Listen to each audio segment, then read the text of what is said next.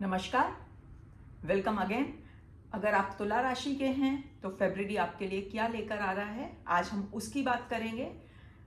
फरवरी का मंथ एक simple month नहीं है आपके लिए, ये एक लाइफ रीसेट वाला मंथ है।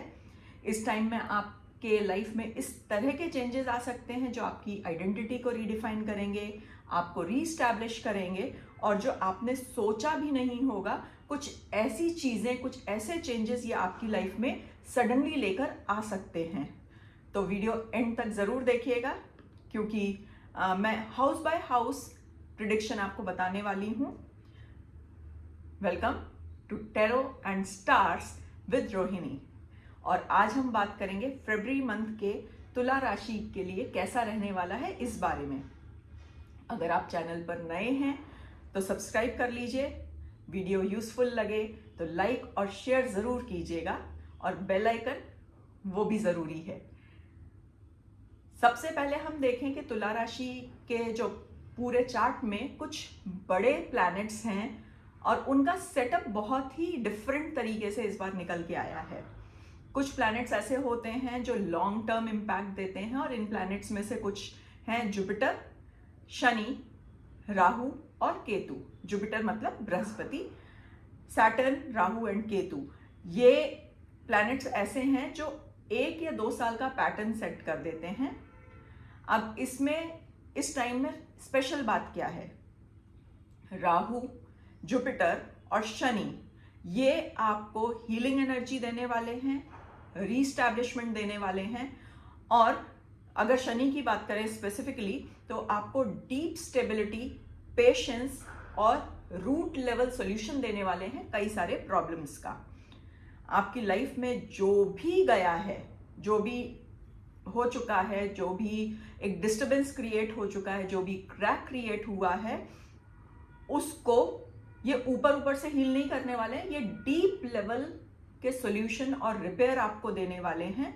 और ये आपको आपका ही एक स्ट्रॉन्गर वर्जन बनाकर सामने लेके आएंगे। फर्स्ट हाउस की बात करें, फर्स्ट हाउस आपका खुद का होता है। तुला वाले वैसे भी बैलेंस्ड लोग होते हैं, ये मास्टर होते हैं हर चीज में, कोशिश अपनी पूरी करते हैं कि रिलेशनशिप हो, प्रोफेशनल लाइफ हो, हर चीज को प्रॉपर्ली बैलेंस करके चलें। लेकिन अब इस बार सीन क्या है, इस टाइम आपके लग्न में जुपिटर की ब्लेसिंग्स आ रही हैं, राहु की डायरेक्शनल एनर्जी आ रही है, और इनका रिजल्ट क्या होने वाला है, मेन फोकस वही है, आप अंदर से चेंज हो रहे हो, आपके अंदर का इंसान बदल रहा है, आपकी थिंकिंग, आपका कॉन्फिडेंस, आप जो अपने बारे में सोचते हो, हु एम आई, मैं कौन हूं, ये सारी चीजें अपग्रेड होने वाली हैं। अभी पास्ट में हो सकता है आपको फैमिली में, सोसाइटी में, वर्क प्लेस पर, या कुछ पास्ट एक्सपीरियंसेस से कुछ परेशानियां, कुछ दुख, कुछ डिस्टर्बेंसेस मिले होंगे। पर अब जो राहु आया है, राहु इन सब की आपको हीलिंग देने वाला है। जुपिटर रीस्टैब्लिशमेंट का काम करेगा, जुपिटर आपको रीस्टैब्लिश करने वाले हैं।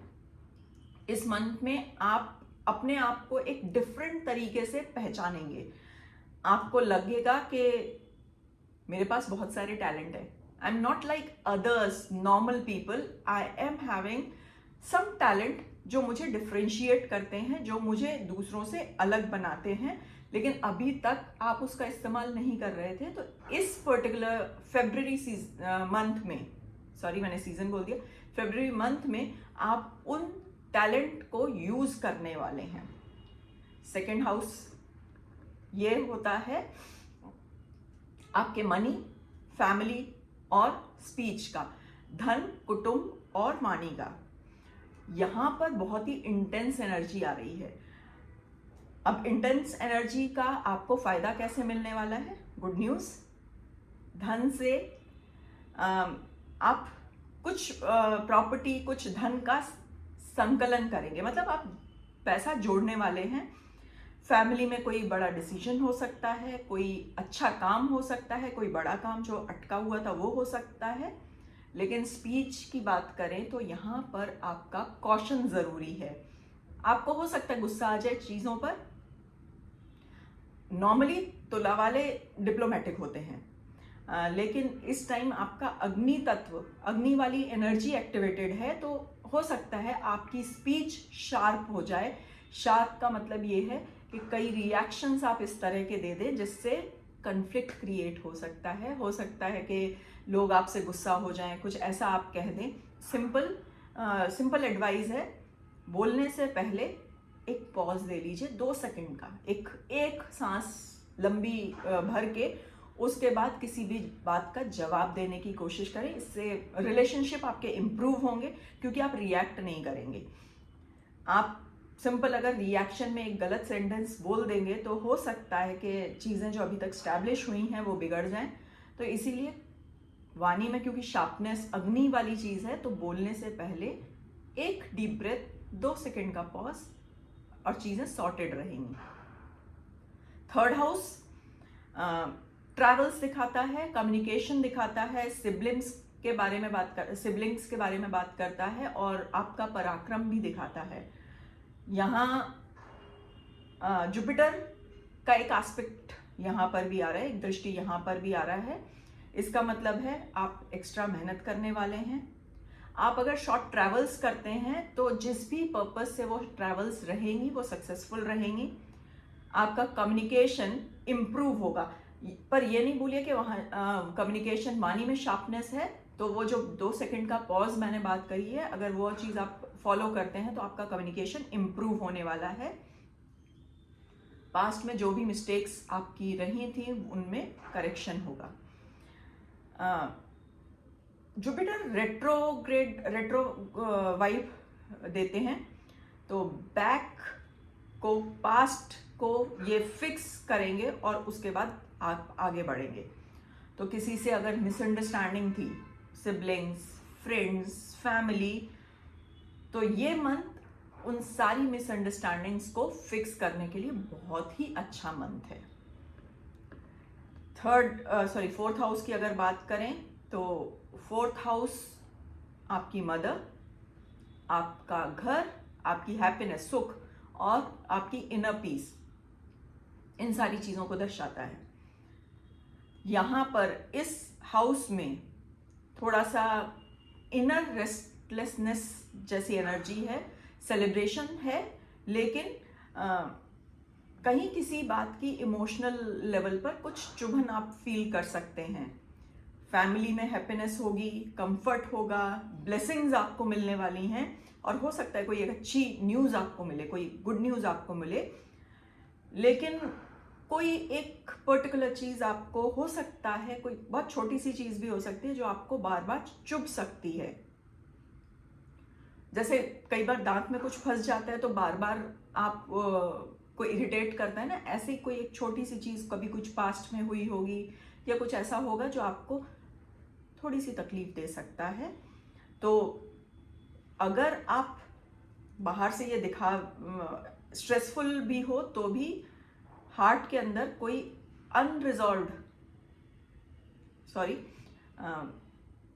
अंदर से आप, जो मैं बात कर रही हूँ, कोई चुभन सी है, तो वो बाहर से नहीं दिखेगी लोगों को। बाहर से आप बहुत ही हैप्पी टाइप के पर्सन दिखेंगे, सक्सेसफुल टाइप के पर्सन दिखेंगे, लेकिन मन में कोई छोटी सी चीज़ आपको हर्ट कर रही है, उसको इग्नोर मत करिए। जो चुभन है, जो चीज़ है आज छोटी है, हो सकता है कल वो बहुत बड़ी हो जाए, तो उसको एड्रेस कर लीजिए, उस चीज़ के बारे में बात कर लीजिए, या उस चीज़ जो प्रॉब्लम क्रिएट कर रही है, रूट कॉज, उसको रिजॉल्व करने की कोशिश कीजिए। इस मंथ में आप वो चीज़ कर पाओगे। फिफ्थ हाउस होता है आपकी एजुकेशन का, आपके बच्चों का, चिल्ड्रन, रोमांस का, और ये हाउस आपकी क्रिएटिविटी भी दिखाता है, या हाउस आपके स्पेकुलेशंस भी दिखाता है। तो फिफ्थ हाउस में कौन विराजमान है? राहु। तो राहु यहाँ पर स्ट्रांग है, तो राहु मिक्स्ड रिजल्ट देते हैं, बहुत अच्छे रिजल्ट्स भी देते हैं। कई बार एक कहते हैं ना, फर्श से अर्श तक, अर्श से फर्श तक, तो राहु इस तरह के कुछ प्लैनेट हैं, थोड़ी थोड़ी सी बदमाशियां करते रहते हैं। तो यहाँ पर राहु हैं, तो हो सकता है आपकी जो लव लाइफ है वहाँ पर स्वीट एंड बिटरनेस दोनों का कुछ मिक्स आपको मिले, कभी खुशी कभी गम, कभी स्वीट कभी एक्सप्लोसिव, ऐसी वाली चीज़ें हो सकता है आपकी लाइफ में हो। चिल्ड्रन, ये हो सकता है थोड़े से छोटे छोटे आइडियोलॉजी पे बेस्ड क्लैशेस आपके हो सकते हैं आपके बच्चों के साथ, लेकिन ओवरऑल ओल्ड प्रॉब्लम सॉल्व होंगे क्योंकि यहाँ पर क्लैरिटी आएगी। स्पेकुलेशन, ट्रेडिंग, लॉटरी, अगर इन सब में आप डील करते हैं तो थोड़े से कॉशियसली डील करें। कई बार जो दिखता है वैसा होता नहीं है, ये वाली चीज़ हो सकती है। नए इन्वेस्टमेंट्स को थोड़ा सा अवॉइड कीजिए, और जो ओल्ड प्लेयर्स हैं जिनके साथ आप पहले भी इन्वेस्टमेंट करते आ रहे हैं तो थोड़ा सा कॉशियसली उनके साथ इन्वेस्ट कीजिए। 6th हाउस आपके job, routine, loan, enemies, diseases, रोग, ऋण, शत्रु, अगर सिंपल तरीके से कहा जाए तो इन सबको दिखाता है। यहाँ पर शनि का प्लेसमेंट है जो बहुत ही पावरफुल है, और शनि का वाइब है डीप स्टेबिलिटी और रूट सोल्यूशन। अगर जॉब में स्ट्रेस था, ऑफिस पॉलिटिक्स था, किसी ने आपको परेशान किया हुआ था, कोई चीज़ सेटल नहीं हो पा रही थी, तो ये सारी चीज़ें अब सेटल होना स्टार्ट हो जाएंगी। हेल्थ इश्यूज अगर हैं तो रूट कॉज तक आप जाएंगे और वहां जाकर आपकी हीलिंग पॉसिबल है इस मंथ में। अगर लोन लिया हुआ था, लोन साइकिल चल रहा था, तो अगर आप फाइनेंशियल डिसिप्लिन फॉलो करें तो आपको उसका भी सॉल्यूशन मिल सकता है। बेसिक सैटर्न का कहना होता है कि आप अपने फाउंडेशंस को स्ट्रॉन्ग करें। जो भी चीज़ आप कर रहे हो, जॉब है, बिजनेस है, या और चीज़ें, आप अपने फाउंडेशन को स्ट्रॉन्ग करके चलो, सारे आपके प्रॉब्लम्स के सॉल्यूशन मिलते जाएंगे। 7th हाउस ये है मैरिज का, पार्टनरशिप का।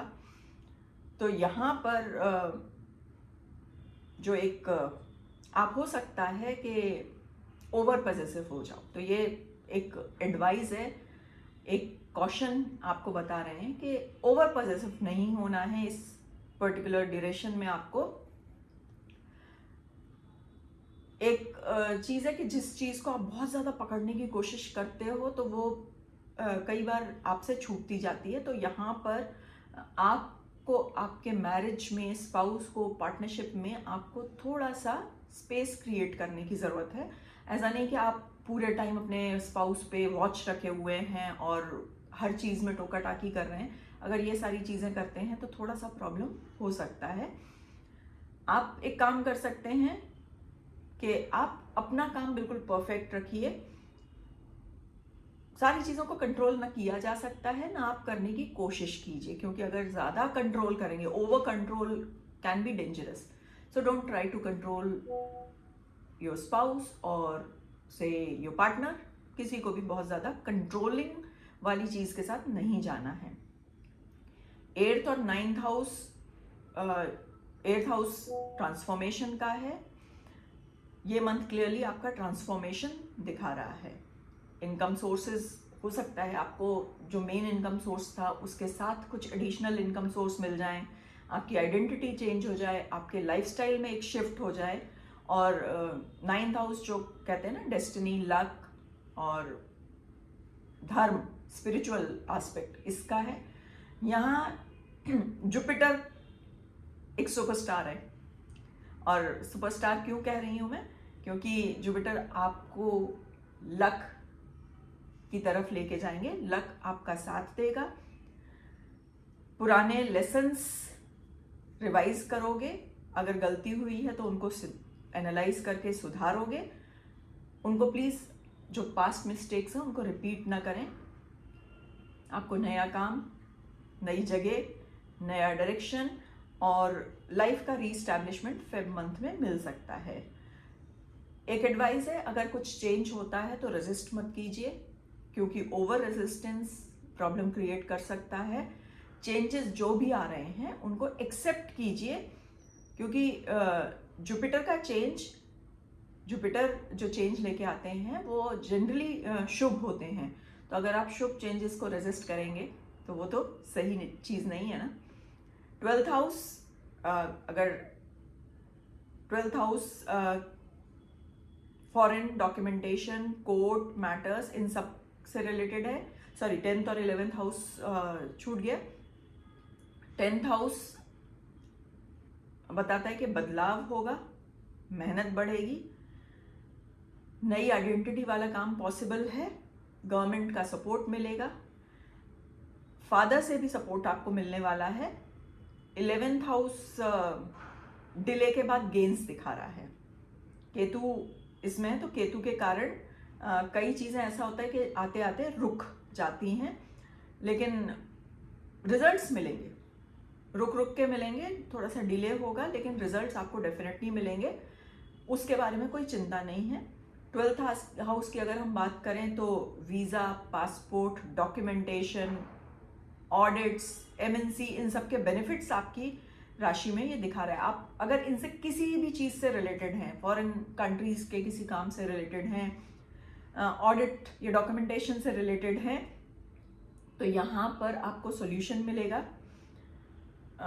सॉल्यूशंस हो सकता है स्लो हों, लेकिन सॉल्यूशंस पॉजिटिव होंगे। अब ये जो फेब मंथ है, इसमें कुछ रेमेडीज, सिंपल रेमेडीज हैं जो आप कर पाए वो कर लीजिएगा।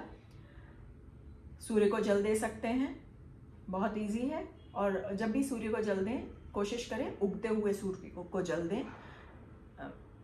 तुला राशि वाले अगर वाइट चीज़ों का दान करें तो वो अच्छा रहता है।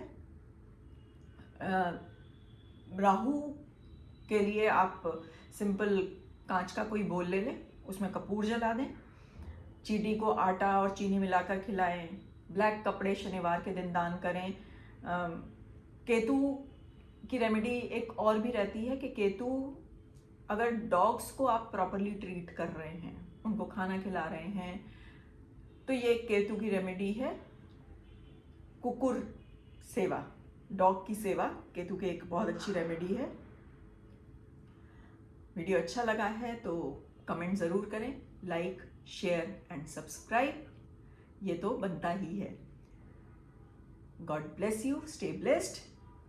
मिलते हैं नेक्स्ट वीडियो में आपकी राशि के मंथ वीकली प्रिडिक्शंस के साथ, या और कुछ भी अगर मुझे लगा तो उन प्रिडिक्शंस के साथ। Thank you.